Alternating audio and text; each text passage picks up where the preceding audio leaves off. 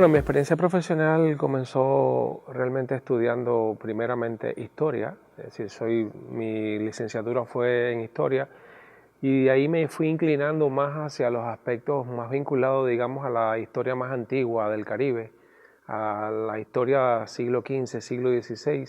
y evidentemente como buena parte de esa historia no está escrita, sino tiene que ser estudiada por la arqueología y a través de las evidencias materiales, pues de ahí vino mi inclinación hacia la arqueología. Es decir, que inicialmente, siendo un estudiante de historia, me incliné hacia la arqueología como una vía para conocer mejor la historia o el pasado más antiguo del Caribe. De ahí digamos, mi dedicación posterior a la línea arqueológica. Luego hice una maestría en estudios del Caribe, precisamente a partir de esa motivación, y también un poco para conocer, digamos, las particularidades de las diferentes islas a nivel cultural y a nivel histórico en ese periodo concreto, y cómo ese periodo en concreto luego va a influir culturalmente y socialmente en la historia posterior de las islas. También mi idea en ese primer momento, al hacer esa maestría, era también conocer un poco los vínculos y los procesos, digamos, de vinculación, de interacción entre diferentes islas, y eso me dio la oportunidad y me dio las herramientas para entender mejor el pasado y también entender mejor el presente. Y luego, bueno, ya metido dentro del campo arqueológico, pues tuve la oportunidad de hacer un doctorado en Holanda, en la Universidad de Leiden, vinculado precisamente y específicamente al campo arqueológico, que bueno, me completó un poco mi formación en ese sentido, y también pues de alguna manera también me abrió nuevas interrogantes para seguir hurgando en ese pasado, ¿no? En esa parte del pasado. Bueno, en realidad la arqueología tiene muchas aristas. Actualmente la arqueología tiene múltiples aristas. No es solamente, la gente tiene generalmente la visión de un arqueólogo como una persona que busca piezas, que busca objetos en el campo. Y sí, es importante ir al campo, es importante hacer excavaciones, es importante hacer exploraciones y es importante encontrar objetos. Pero esa es, digamos, la primera parte solamente del trabajo de un arqueólogo. La arqueología es una ciencia mucho más amplia, es una disciplina que tiene múltiples aristas y que de alguna manera esas aristas incluyen trabajo con las comunidades, por ejemplo, donde el arqueólogo trabaja, incluye educación patrimonial, incluye también arqueometría, es decir, análisis específico para analizar residuos,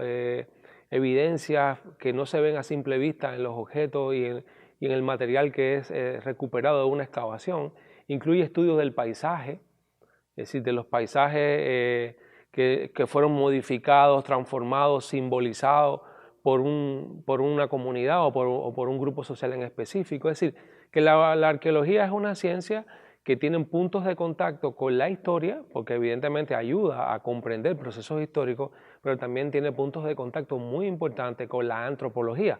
porque muchas de las teorías, muchos de los métodos que utiliza la arqueología son parte de la antropología y viceversa. Su labor también contribuye, digamos, a conocer mejor el pasado del ser humano. Por eso, a mi punto de vista, la arqueología es, digamos, yo la veo como la disciplina científica que de alguna manera tiene de por sí en su propio trabajo una conexión multidisciplinaria y transdisciplinaria.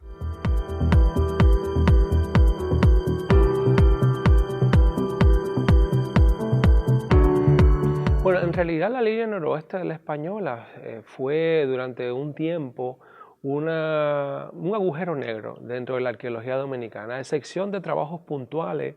que hicieron algunos investigadores pioneros como Elpidio Ortega, Marcio Veloz Magiolo, José Guerrero, Fernando Luna Calderón, es decir, personas, Bernardo Vega, personas que de alguna manera a partir del Museo del Hombre Dominicano y de otras instituciones en un momento determinado desarrollaron trabajos puntuales en determinadas regiones de la línea noroeste. Nunca se había hecho realmente un trabajo sistemático de exploración, de excavaciones, de tratar de ver, tener una perspectiva regional integral de la zona. Y realmente lo que hemos hecho, estamos haciendo de alguna manera a través del proyecto Nexus, es precisamente tratar de dar esa visión, digamos, más holística, más general de la región, más sistemática, Y a partir de ahí, bueno, en mi línea en particular, que ha sido una línea de trabajo exploratorio en buena parte de la línea noroeste, sobre todo vinculado a la antigua ruta de Colón,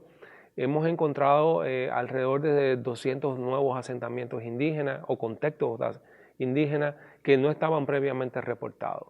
Eso habla de una densidad poblacional bastante alta en esta región. Habla incluso, como decía ahorita, la arqueología no es solamente encontrar cosas, es decir, habla también de que por qué existe una continuidad cultural de muchos aspectos de las culturas indígenas en las culturas rurales y campesinas actuales de esta región. Y esa es una de las cosas que, digamos, nuestro proyecto también se enfoca, es decir, no quedarnos solamente en el descubrimiento, no quedarnos solamente en cómo las poblaciones en el pasado manejaron el ambiente, manejaron una región, manejaron un espacio, sino como muchos de esos patrones culturales se perpetuaron después hacia el surgimiento del campesinado y cómo todavía están presentes en muchas de estas regiones o en esta región de la isla.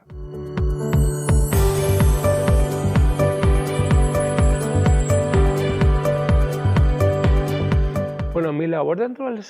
del proyecto, yo estoy tengo varias responsabilidades, pero en realidad el proyecto Nexus es un proyecto que intenta de alguna manera reestudiar el tema del encuentro entre europeos y indoamericanos o amerindios desde una perspectiva diferente, no desde la perspectiva meramente europea o eurocéntrica, sino enfocado más hacia la otra historia, es decir, la historia de la gente sin historia, la historia de las comunidades indígenas que de alguna manera fueron las que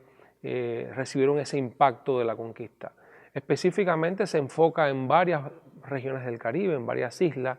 Aquí en República Dominicana el proyecto Nexus tiene varios convenios de colaboración con varias instituciones gubernamentales y no gubernamentales. Por ejemplo, tiene un convenio de cooperación con el Ministerio de Cultura a través del Museo del Hombre, tiene un convenio de cooperación con la Universidad INTEC y tiene un convenio de cooperación también ahora con el Centro León. Evidentemente, esto de alguna manera hace que el proyecto no sea solamente un proyecto de fuera, sino un proyecto que involucra instituciones e investigadores locales con la idea de que hacer una contribución a esta parte o a la comprensión de esta parte de la historia desde la arqueología. Actualmente, por ejemplo, recientemente la firma del acuerdo con el Centro León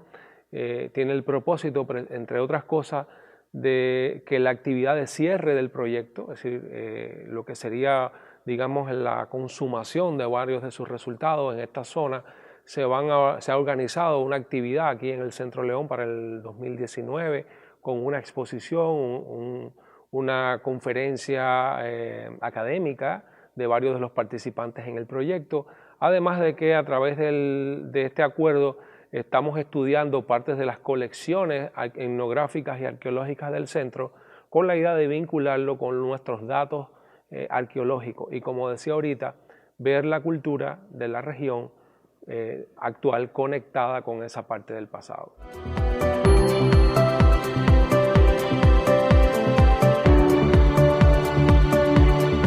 Bueno, realmente yo pienso que el Centro León es una de en la zona norte del país, en esta zona, en esta región del país, yo creo que atesora las colecciones más importantes desde el punto de vista arqueológico, etnográfico, documental y también desde el punto de vista gráfico, es decir, de fotos, etcétera, que también son un documento importante para este tipo de investigación. Yo creo que es un tesoro que el centro tiene, que ha sabido valorar, que ha sabido conservar, y no solamente valorar y conservar, sino que es un acto, digamos, pionero en el marco de la República Dominicana, que una institución como el Centro León abra sus puertas y sus colecciones a unos investigadores para poder entender, es decir, para que esas colecciones puedan contribuir a la mejor comprensión de esta región de la República Dominicana. Es decir, ojalá y todas las instituciones o coleccionistas privados que tiene el país pudieran también abrir sus puertas para que estas colecciones fueran estudiadas científicamente. Es decir, no es solamente el objeto por el objeto, como decía al principio, sino que muchas de estas colecciones cobran un valor social también cuando son puestas a disposición de los investigadores para que sean mejor estudiadas.